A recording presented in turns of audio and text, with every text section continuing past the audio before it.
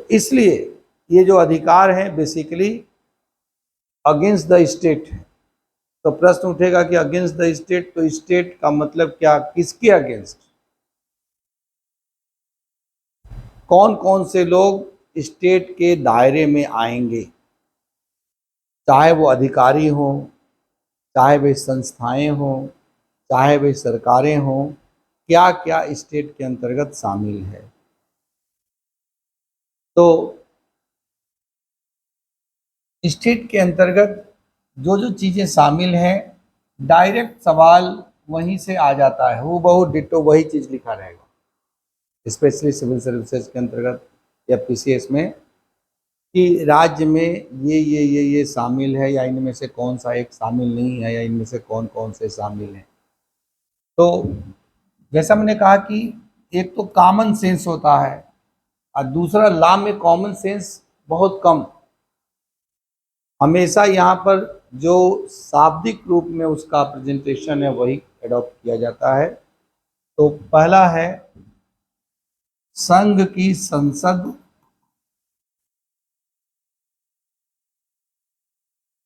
और सरकार।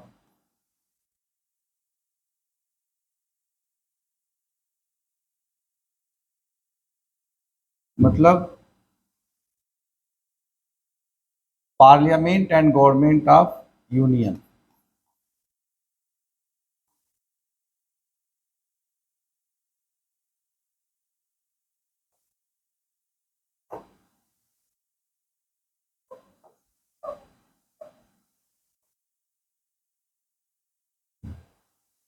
अब देखो टेक्निकली कहा गया कि थ्योरेटिकल रूप में हम जब सरकार शब्द का प्रयोग करते हैं गवर्नमेंट, तो government means all the three organs of government, legislature, executive and judiciary, कार्यपालिका, व्यवस्थापिका, न्यायपालिका, तीनों मिला करके गवर्नमेंट आ गया, थ्री ऑर्गन्स ऑफ गवर्नमेंट है। तो जब गवर्नमेंट हो ही गया तो फिर अलग से पार्लियामेंट लिखने की ज़रूरत क्या है, क्योंकि गवर्नमेंट वर्ड में पार्लियामेंट जो कि यूनियन लेजिस्लेचर है ऑलरेडी इंक्लूडेड है। लेकिन क्योंकि संविधान में ऐसा लिखा है इसलिए हमें वो ध्यान देना होगा कि संघ की संसद और सरकार, एक प्रकार से देखा जाए तो यहाँ सरकार का आशय किस चीज़ से है, तो एग्जीक्यूटिव से, यूनियन एग्जीक्यूटिव या संघ की कार्यपालिका से। इसी प्रकार से राज्य के अंतर्गत दूसरा चीज क्या शामिल है, तो राज्य विधानमंडल और राज्य की सरकारें, राज्य विधानमंडल और उसकी सरकारें, मतलब state legislature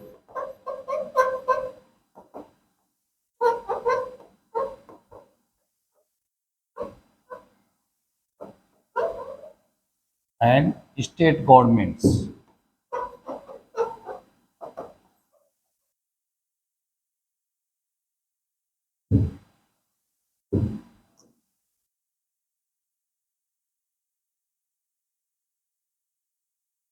state legislature and state government.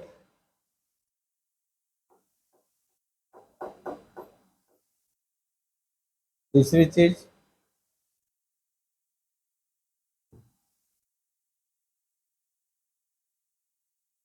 All other authorities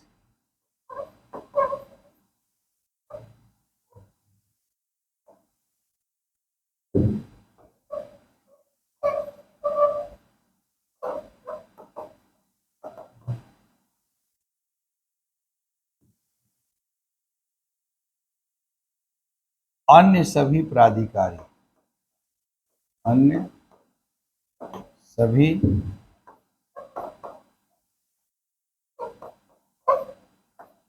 प्राधिकारी। अब अन्य सभी प्राधिकारी में कौन प्राधिकारी, तो वे प्राधिकारी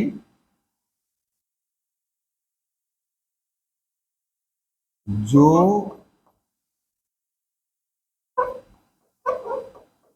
सरकार के लिए या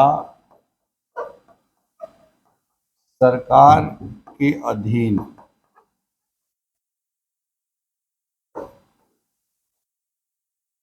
कार्य करते हैं।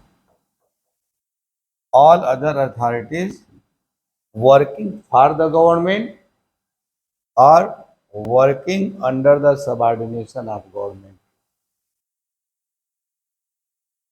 और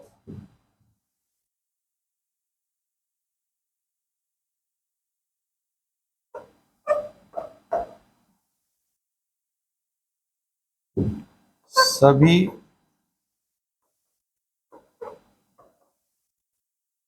स्थानीय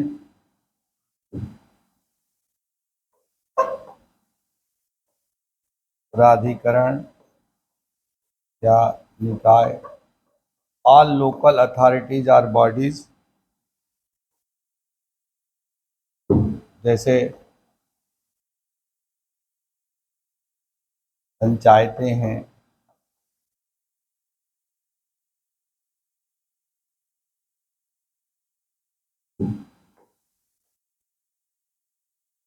अर्बन बॉडीज या नगरीय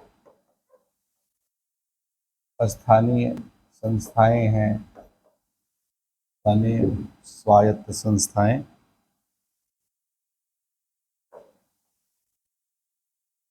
अर्बन लोकल बॉडीज हैं,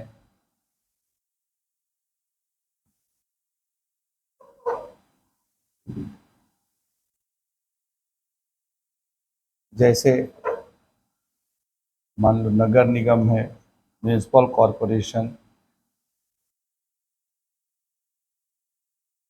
या म्यूनिसिपल काउंसिल, नगर परिषद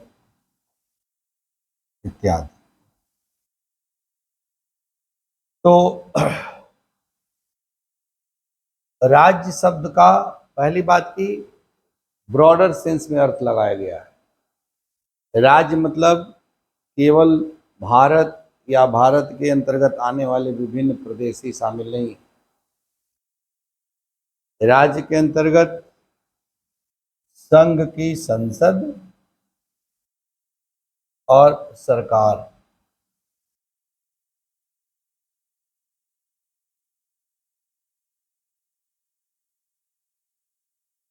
संघ की संसद और सरकार, याद रखना है संघ की। अब संसद और सरकार दोनों लिखा है, इसका मतलब ये है कि यहाँ पर सरकार का आशय कार्यपालिका, व्यवस्थापिका, न्यायपालिका तीनों के कंबाइंड फॉर्म से नहीं तो संसद अलग से लिखा ही नहीं जाता, सीधे लिख दिया जाता संघ की सरकार।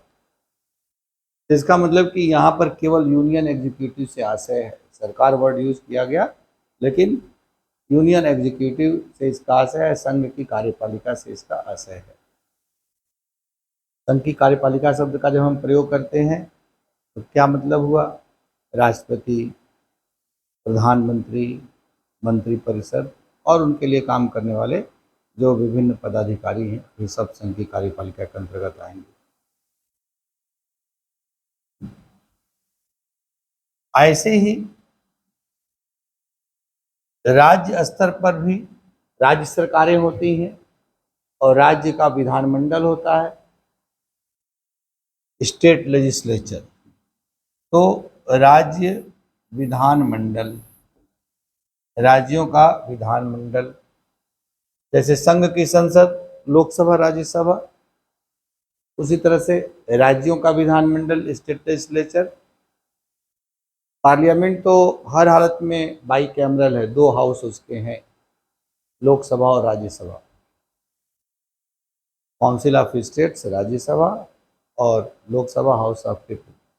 हालांकि दोनों को अंग्रेजी में भी अब लोकसभा राज्यसभा नाम स्वीकृत हो गया है। राज्य विधानमंडल सिंगल हाउस वाला भी हो सकता है और डबल हाउस वाला भी हो सकता है। कई राज्यों में या अधिकांश राज्यों में तो सिंगल हाउस वाला ही है, जिसको हम विधानसभा कहते हैं, लेजिस्लेटिव असेंबली। और दूसरा यदि कहीं पर है केवल 5-6 राज्यों में ही है 2 सदन। तो जो दूसरा सदन होता है उसको बोलते हैं लेजिस्लेटिव काउंसिल, विधान परिषद। तो विधानसभा और Vidhan Parishad, legislative assembly and legislative council दोनों मिला करके स्टेट लेजिस्लेचर या राज्य विधानमंडल कहलाएगा। यदि कहीं पर एक ही हाउस है तो दोनों में से एक होगा हर हालत में, विधानसभा या लेजिस्लेटिव असेंबली। तो राज्य विधानमंडल का मतलब केवल एक हाउस वाले स्टेट्स में लेजिस्लेटिव असेंबली और 2 हाउस वाले स्टेट्स में legislative assembly and legislative council board, विधानसभा विधान परिषद दोनों। और इसके साथ साथ राज्य की सरकारें,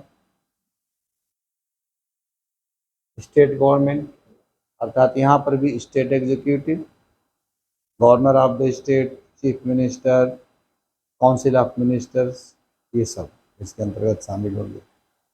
अब यहाँ तक तो स्पष्ट है। याद करने के लिए हम ऐसे भी याद कर सकते हैं कि केंद्र सरकार और राज्य सरकार, उसमें सब शामिल। तीसरी चीज जो है,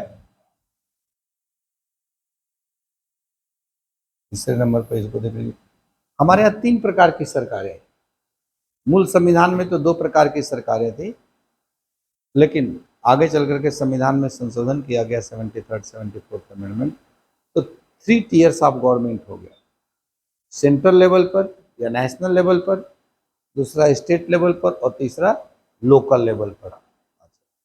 तो स्थानीय स्तर पर, तो स्थानीय स्तर पर या लोकल लेवल पर जो सरकारें हैं उनको हम लोग 2 भागों में बांटते हैं, क्योंकि भारत 2 भागों में बटा हुआ, एक नगरीय भारत है और एक ग्रामीण भारत है। तो अर्बन एरियाज के लिए भी उनके अपने लोकल सेल्फ गवर्नमेंट हैं, स्थानीय स्वशासन की संस्थाएं हैं, और रूरल इंडिया के लिए भी उनकी अपनी संस्थाएं हैं स्थानीय स्वशासन की।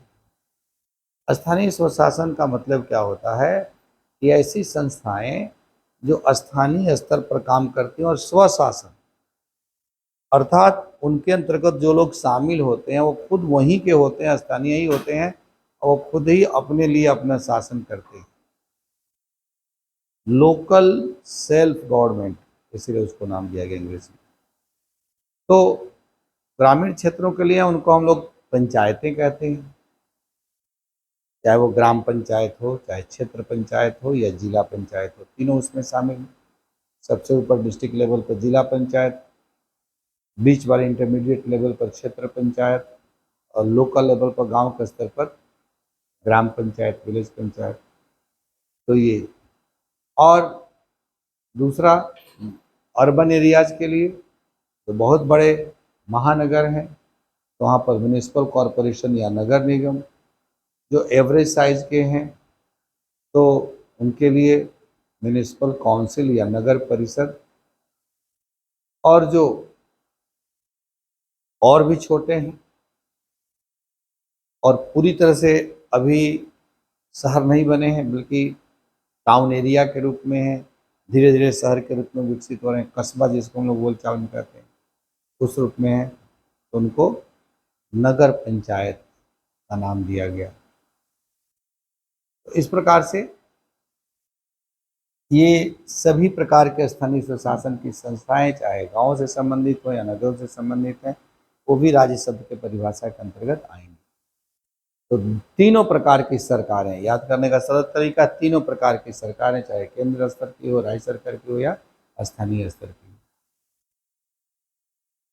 और चौथा,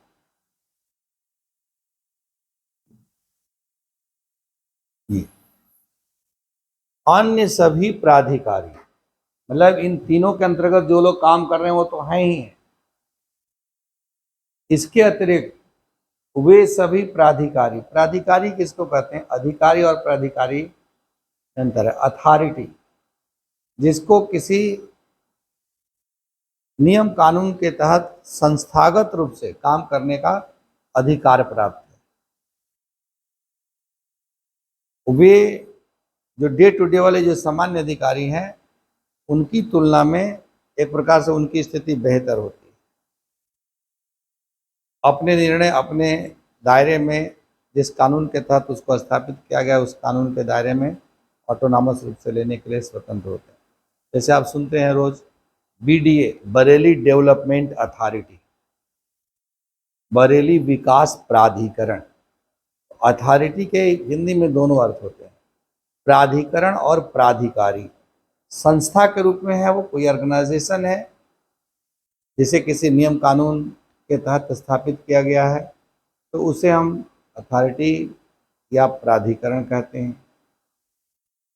और यदि किसी अधिकारी के रूप में स्थापित किया गया किसी नियम कानून के ही तहत, तो भी उसे हम इंग्लिश में अथॉरिटी कहते हैं और हिंदी में उसको प्राधिकारी कहते हैं। एक तरह से कहें प्राधिकरण के अंतर्गत जो काम करने वाले लोग होते हैं वे प्राधिकारी हैं।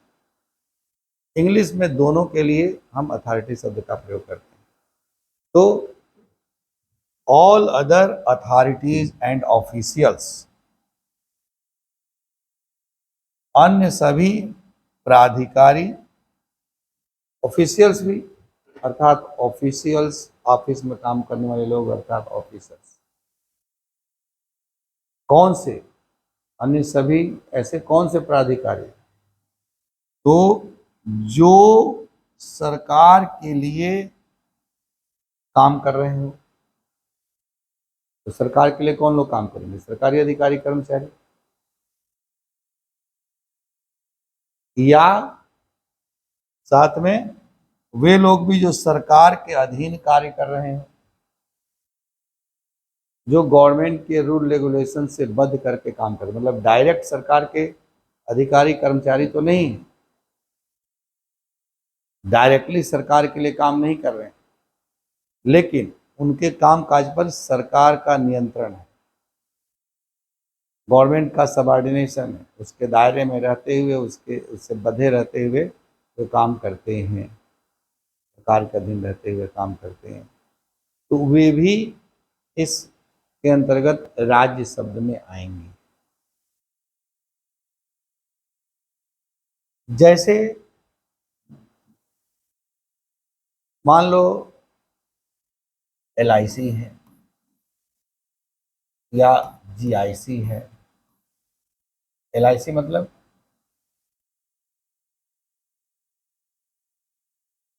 LIC का नाम है, सुना है?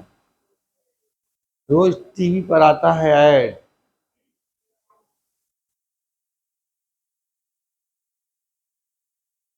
हाँ सही बता रहे हो। C का LI life insurance, C life insurance corporation, जीवन बीमा निगम, पूरा नाम है भारतीय जीवन बीमा निगम।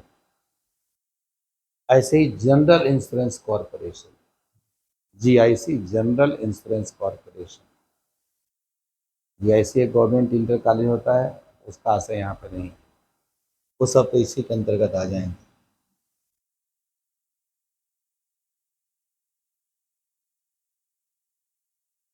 उसके अंतर्गत तो सभी, अब जैसे ये डायरेक्ट गवर्नमेंट के की संस्थाएं नहीं है, बोलचाल में इनको सेमी गवर्नमेंट कहते हैं, अर्ध सरकारी, मतलब ये सरकार के लिए काम कर रही हैं लेकिन ये सीधे सीधे सरकारी नहीं है, इनको अलग से व्यवस्था की गई है इनकी। जैसे LIC है, अलग से एक कानून के द्वारा 1956 में एक भारतीय जीवन बीमा निगम का अधिनियम पारित किया गया, उसके तहत ये अपना काम करती है और इसको अपना कामकाज करने का तौर तरीका, अपने अधिकारियों कर्मचारियों की भर्ती करने, उनके वेतन भत्ते की व्यवस्था करने, उनके सर्विस कंडीशंस फिक्स करने, ये सारी चीज़ें, अपनी कैपिटल को जुटाने, अपनी कैपिटल का इस्तेमाल करने, सबका उन्हें अधिकार होता है। लेकिन अल्टीमेटली ये भी गवर्नमेंट के दायरे में ही हैं, सरकार का पैसा इनको स्थापित करने में लगा, तो इसलिए इनको भी अंततः सरकारी संस्था के अंतर्गत माना गया, मतलब जो प्रत्यक्ष रूप से सीधे सीधे सरकारी नहीं है। अब जैसे मान लो दो तरह के कॉलेजेस होते हैं, बल्कि तीन तरह के। एक तो पूरी तरह से गवर्नमेंट के होते हैं, जैसा भी मैंने नाम लिया, government inter college, government degree college, ये पूरी तरह से सरकारी हैं। इनके जो एम्प्लाई होंगे वे सब गवर्नमेंट के एम्प्लाई कहलाएंगे। दूसरे एडेड कॉलेजेज होते हैं, सरकार द्वारा सहायता प्राप्त या वित्त पोषित विद्यालय। तो ये प्राइवेट लोगों के द्वारा स्थापित किए जाते हैं, इनका अपना मैनेजमेंट होता है, लेकिन सरकार के रूल रेगुलेशन के दायरे में रहते हुए इन्हें काम करना होता है। और सरकार के द्वारा इसमें जो लोग भी काम करते हैं, टीचर वगैरह, उनको सरकार के द्वारा ही तनख्वाह दिया जाता है। तो इनको एडेड कॉलेजेस बोलते हैं। जैसे मान लो आपका बरेली कॉलेज है, इसी तरह का कॉलेज है, बरेली इंटर कॉलेज हो चाहे बरेली डिग्री कॉलेज, मैनेजमेंट का है लेकिन सरकार के द्वारा वित्त पोषित। इनके अधिकारियों, कर्मचारियों, अध्यापकों को सरकारी के खजाने से ही वेतन मिलता है। और तीसरे वे होते हैं जो पूरी तरह से प्राइवेट होते हैं। शिक्षा के लिए सरकार द्वारा बनाए गए रूल रेगुलेशन, नियम कानून तो लागू होंगे। टीचर्स को भर्ती करने के लिए, टीचरों के लिए जो मिनिमम एलिजिबिलिटी अर्हता होगी वो भी लागू होंगे। इसके अतिरिक्त न तो उनके शिक्षकों को सरकार से वेतन मिलता है और ना ही सरकार की उनमें कोई पूंजी लगी रहती है।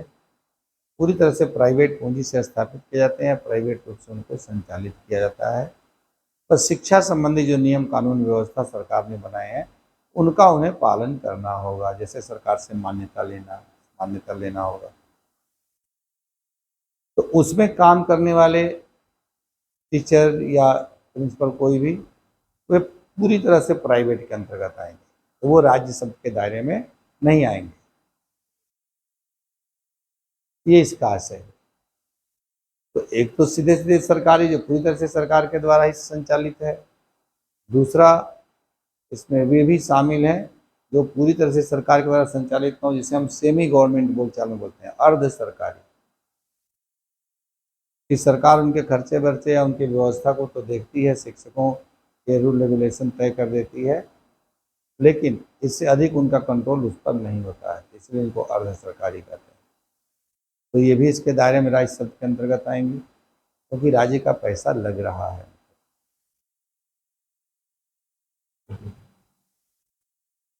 तो इसीलिए मैंने कहा कि LIC जैसी संस्थाएं, GIC जैसी संस्थाएं, ये सब सरकार की पूंजी से शुरू शुरू में बनाया गया और सरकार के कानून से इनको स्थापित किया गया। लेकिन प्रैक्टिकल लेवल पर ये राज्य अर्थात सरकार के हस्तक्षेप इत्यादि से मुक्त रहते हुए काम करते हैं, अपने लिए खुद पूंजी जुटाते हैं, अपना विस्तार करते हैं, अपनी पूंजी को कहीं पर इन्वेस्ट कर सकते हैं, सारी चीज़ें। तो इसलिए जो है उनको सरकार के दायरे में रखा गया, राज्य के दायरे में रखा गया। तो राज्य शब्द का अर्थ अनुच्छेद 12 के अनुसार ये है राज्य की परिभाषा। अब अनुच्छेद 13,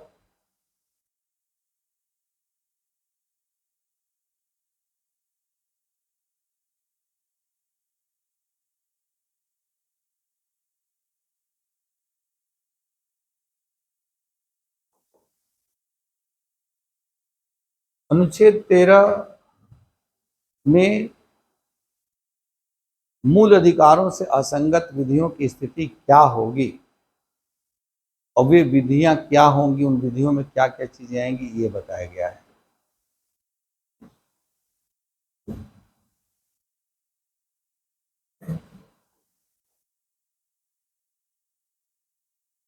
मूल अधिकारों से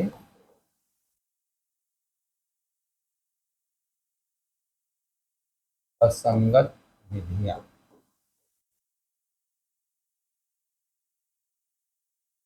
अनुच्छेद 13। तो देखिए, फंडामेंटल राइट को विशेष महत्व दिया गया है और इसके विशेष महत्व को सिद्ध करने वाला, ऐसे तो कई अनुच्छेद हैं, पूरा भाग 3 ही है, लेकिन उसमें अनुच्छेद 13 बहुत महत्वपूर्ण है, जिसके माध्यम से अन्य किसी भी विधि की तुलना में मूल अधिकारों का महत्व अधिक हो जाता है, उनसे ऊपर हो जाता है।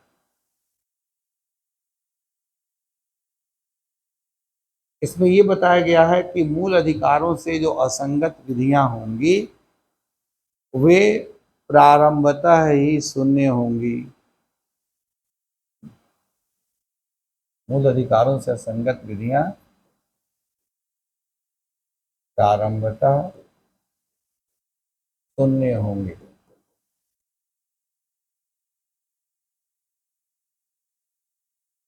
नल एंड वाइड फ्रेज है।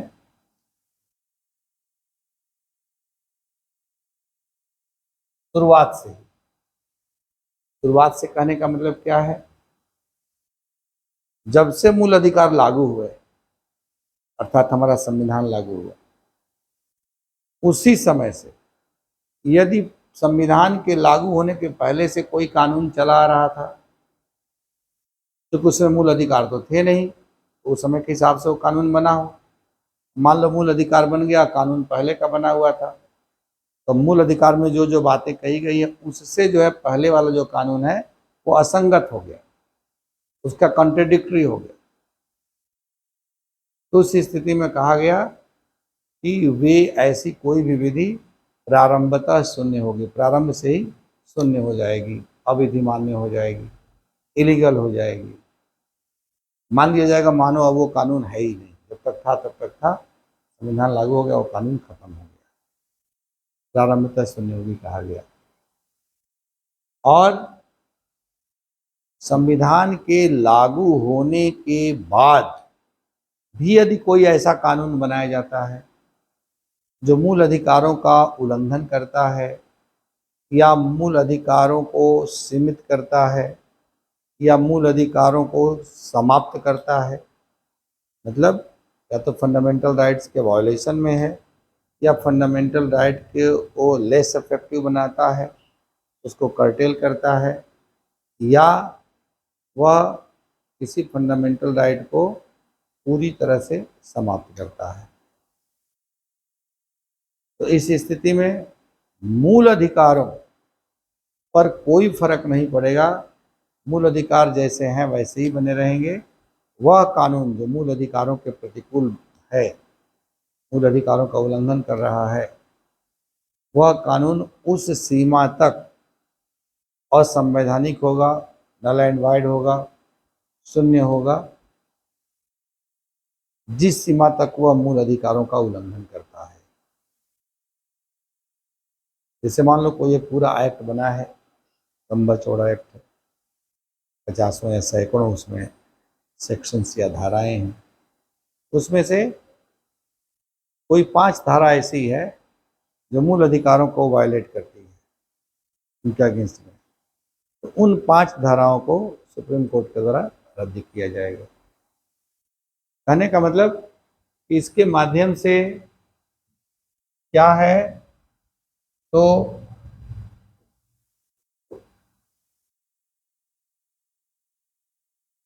मूल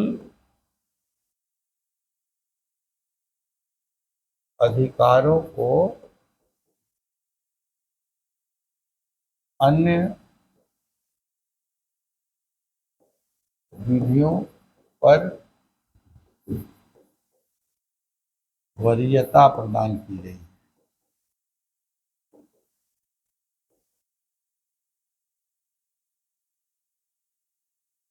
fundamental rights are given priority over other type of laws, क्योंकि मूल अधिकार भी अपने आप में एक कानून है, संविधान का भाग है, संविधान खुद कानून है, तो संविधान के अतिरिक्त, इन मूल अधिकारों के अतिरिक्त अन्य जो भी कानून हैं, चाहे वो संविधान में हो या संविधान के बाहर भी, कहा गया कि यदि उनमें और मूल अधिकारों में कोई टकराव होगा तो उस स्थिति में मूल अधिकार मान्य होगा और जो अन्य अधिकार हैं वे उस सीमा तक रद्द माने जाएंगे जिस सीमा तक मूल अधिकारों के आड़े आ रहे हैं, उनको कंट्रावीन कर रहे हैं, उनको बाधित कर रहे हैं। तो अन्य विधियों पर वरीयता प्रदान की गई है। और दूसरी चीज, अब इसमें विधि आया, सब विधि जैसे आया हेडिंग में ही, मूल अधिकारों से असंगत विधियां, laws in contravention of fundamental rights और laws against the fundamental rights. तो विधियां, तो विधियों में क्या क्या शामिल होगा ये भी बताना होगा। इसीलिए इसमें जो दूसरी चीज बताई गई है, एक तो ये चीज बता दी गई और दूसरी चीज जो बताई गई कि विधि क्या है, विधि की परिभाषा।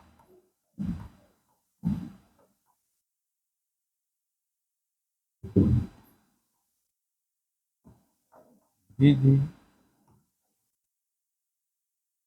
शब्द के अंतर्गत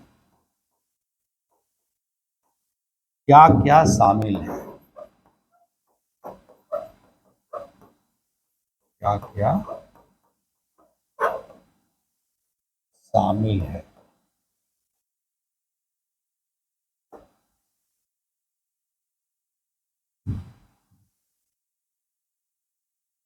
तो इसमें बताया गया है कि विधि शब्द के अंतर्गत क्या क्या शामिल है।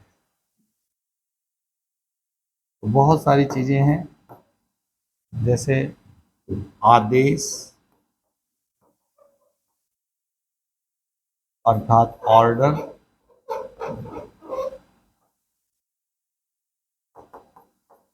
अध्यादेश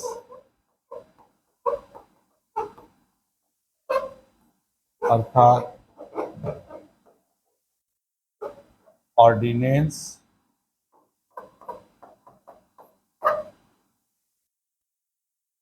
अधिसूचना,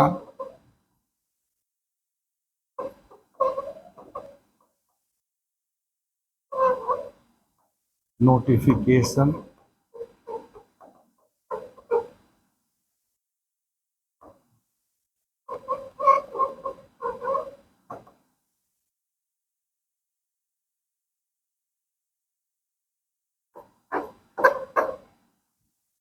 नियम, रूल, विनियम,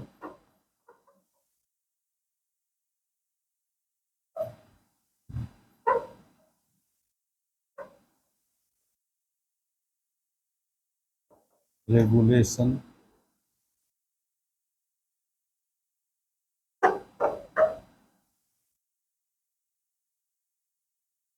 उपविधि,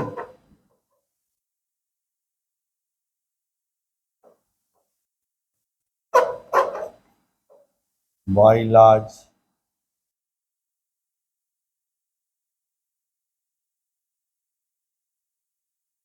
और एक चीज इसमें है, और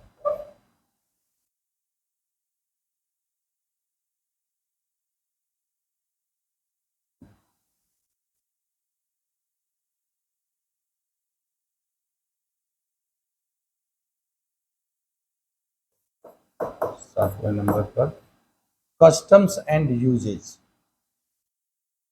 प्रथाएं व रूढ़ियां।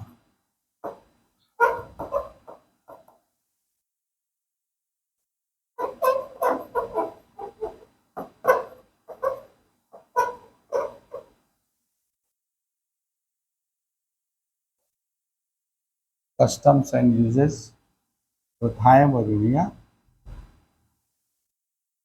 अब कैसी प्रथाएं व रूढ़ियां, हर प्रथाएं और रूढ़ियां नहीं, having the force of law,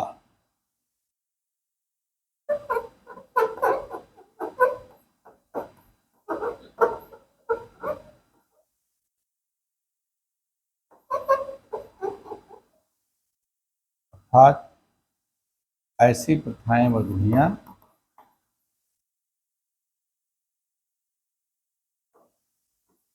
जो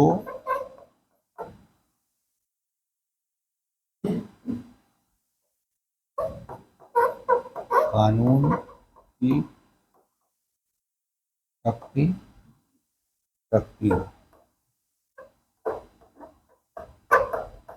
मतलब ऐसी प्रथाएं और रूढ़ियां जिनका पालन ठीक वैसे ही होता हो जैसे किसी कानून का होता है। भले कानूनी रूप से बाध्यता न हो उसका पालन करने की, लेकिन अघोषित रूप से वो कानून की तरह होता है और उसको लोग मानते हैं। ऐसी प्रथाएं और रूढ़ियां भी इसके अंतर्गत, विधि शब्द के अंतर्गत शामिल होंगी।